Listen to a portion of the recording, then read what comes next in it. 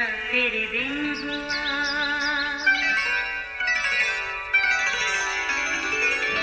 नया फिर दिन हुआ, पुरानी रात का करे सो शुक्र हम खुदा की जात का, खुदा की जात का नया फिर दिन हुआ।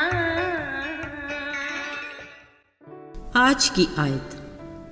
उन्होंने जवाब दिया, तेरा खादम हमारा बाप खैरियत से है और अब तक जीता है। फिर वो सर झुका झुका कर उसके हुजूर आदाब बजा लाए। पैदाइश 43 बाब 28वीं आयत। असीज़ों, बिलाशुबा ज़मानों और वक्तों पे खुदावंद का इख्तियार है। इलाही ज़ात भी वही है जो बुराई में से भलाई ढूंढ लेता है। वो नामुमकिनात का खुदा है। ये सब कुछ कादरे मुतलक खुदा पर पूरा होता है। जब यूसुफ अपने भाइयों के हसद और बुग़्ज़ का निशाना बना और एक गड्ढे में डाला गया, वो गोया मायूसी के अंधेरों में जा पड़ा। फिर जब उसके भाइयों ने उसे सौदागरों के हाथ बेच दिया और वो परदेश में गैर लोगों में आन पहुंचा, उसने अपने अगले पल की खबर नहीं थी। वो बड़े अरसे तक बेगुनाह कैद में भी रहा, जहां अगरचे वो दरोगा का मंसूर नज़र तो था और एक बा इख्तियार मुख्तार की तरह रह रहा था। ज़रा सोचिए, इस तरह की ज़िंदगी वो कब तक जीता। पर वो जो ज़मानों और वक्तों पर इख्तियार रखता है, उसने अपने खामोश प्लान को आखिरकार आश्कारा कर ही दिया। फिर जो हुआ किसी के गुमान में भी नहीं था। बस बादशाह के ख्वाब की ताबीर बताने की देर थी कि यूसुफ परदेस मुल्क मिस्र का हाकम बन गया। अभी वो 30 बरस का ही था कि उसे इज्जत, सरफराजी और कामयाबी जैसे अनमोल तोहफे मिल गए। इन सारी बातों के बावजूद भी वो अक्सर बेचैन और उदास रहता। वजह उसका बाप और घराना था जो उसे किसी भी पल भूलता नहीं था। फिर देखें कुदरत खुदा की, जब कुल आलम काल की वजह से परेशान हाल था, एक दिन अचानक यूसुफ को अपने भाई दिखाई दिए, जो उन लोगों में शामिल थे जो दूसरे मुल्कों से गला मोल लेने के लिए आए हुए थे। उसका जी भर आया। यूं ही बात करने की गरज से उसने उन्हें कहा, तुम लोग तो मुझे जासूस लगते हो जो इस मुल्क का हाल दरियाफ्त करने के लिए आए हो। मिस्र के हाकम की ऐसी बातें उसके भाइयों के लिए अच्छा शगुन नहीं थीं। उन्होंने उसे अपने घराने के बारे में कुछ और मालूमात दी ताकि अपनी बेगुनाही साबित कर सके कि वो मुल्क कनान में से हैं और एक ही बाप के 12 बेटे थे, जिनमें से सबसे छोटा बाप के पास है और एक का कुछ भी पता नहीं। अजीज़ों, यकीनन यूसुफ खुद भी अपने घराने के बारे में ऐसी ही बातें सुनना चाहता था। सो उसने उन्हें कहा, तुम एक भाई को इधर छोड़ जाओ और छोटे भाई को ले आओ ताकि साबित हो कि तुम जासूस नहीं हो। असल में अब के बाद वो किसी सूरत इनसे बिछड़ना नहीं चाहता था और ये भी कि वो अपने छोटे भाई को हर सूरत देखना चाहता था। जब मिस्र के हाकम की बातें याकूब को पता चली, वो किसी सूरत भी बिन्यामीन को उनके साथ भेजना नहीं चाहता था, मगर बदिल नखास्ता उसने ऐसा करना पड़ा। जब ये काफिला मुल्क मिस्र में पहुंचा, यूसुफ ने अपने घर के मुंतजिम को खाना तैयार करवाने को कहा। उसके लिए खुशी और कुछ उदासी की ऐसी मिली जुली कैफियत थी कि यूसुफ के लिए बर्दाश्त करना दुश्वार था। वो कभी अकेले में जाकर रो लेता, कभी उनसे सख्त बातें करता, मगर उसके भाई थे कि अनजाने में झुक झुक कर उसके हुजूर आदाब बजा लाते रहे। आज यूसुफ ने अपने भाइयों के साथ खाना खाया, मैं पी और खूब खुशी मनाई। अगरचे यूसुफ का अपने भाइयों के साथ ये रवैया फितरी था, मगर उसके भाइयों के लिए हैरान कुन जरूर था।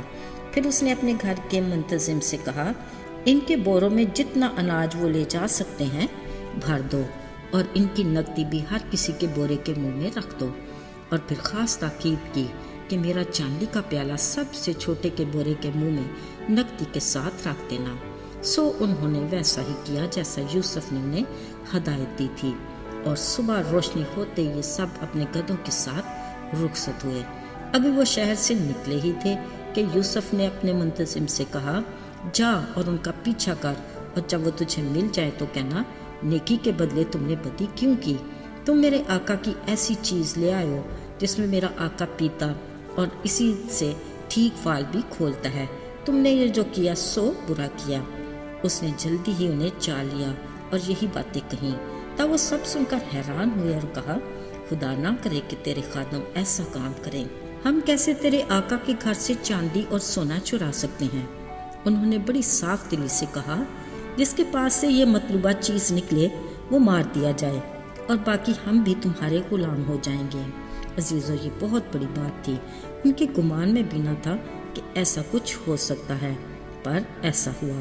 جب سب کی تلاشی لی گئی تو پیالہ بنیامین کے بورے میں سے ملا۔ تب انہوں نے اپنے پیراہن چاک کیے اور الٹا شہر کو پھرے اور یوسف کے سامنے زمین پر گرے۔ اس ناگہانی آفت سے ہر کوئی بدحال تھا۔ یہ سب کچھ کیوں اور کیسے ہوا، اس کا جواب بھی کسی کے پاس نہیں تھا۔ فقط یہودا نے کچھ جرأت کی اور کہا، میں اور میرا چھوٹا بھائی جس سے پیالہ نکلا اپنے خداوند کے غلام بننے کو تیار ہیں۔ مگر نہ جانے یوسف کے دل میں کیا تھا۔ اس نے کہا، نہیں، صرف وہی میرا غلام ہوگا، باقی تم سب اپنے باپ کے پاس سلامتی سے چلے جاؤ۔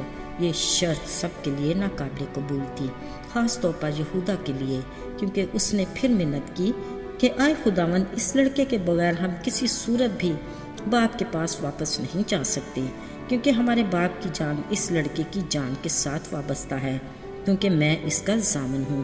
اگر میں اس کو باپ کے پاس واپس نہ پہنچا سکا تو میں ہمیشہ کے لیے اپنے باپ کا گناہگار ٹھہروں گا۔ عزیزو، اس واقعے کے بعد ایسے حالات پیدا ہوئے کہ یوسف کے لیے خود کو چھپانا مشکل ہو گیا۔ سو وہ بھائیوں کے سامنے چلا چلا کر رونے لگا کہ میں تمہارا بھائی یوسف ہوں، جس کو تم نے بیچ کر اس ملک میں بھیجا۔ اس نے حیران پریشان بھائیوں کو تسلی دی کہ نہ تو تم غمگین ہونا اور نہ ہی پریشان، کیونکہ خدا نے جانے بچانے کے لیے مجھے تم سے پہلے یہاں بھیجا۔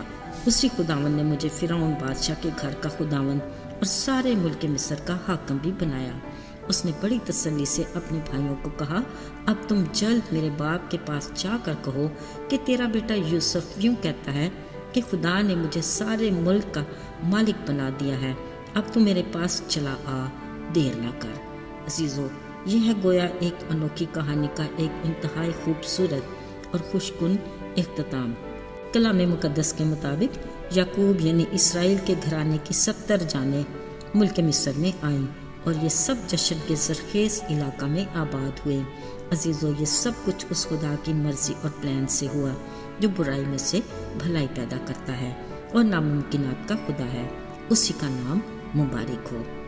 آئیے دعا کریں۔ اے خدا، تو کس قدر تکریم اور تعظیم کے لائق ہے۔ تیری سوچ ہماری سوچ نہیں اور نہ ہی تیری راہیں ہماری راہوں جیسی۔ تیرے ارادے قائم رہتے ہیں خواہ کچھ بھی ہو جائے، اور تیرے منصوبے ادراک سے پرے ہیں۔ جلد یا بدیر وہ پورے ہو کر ہی رہتے ہیں۔ وہ ہر صورت تیرے لوگوں کے لیے بھلائی کا باعث ہوتے ہیں۔ ہمارے اس یقین اور بھروسے کو کبھی ٹوٹنے نہ دینا۔ یسوع کے مبارک اور جلالی نام میں مانگتے ہیں، آمین۔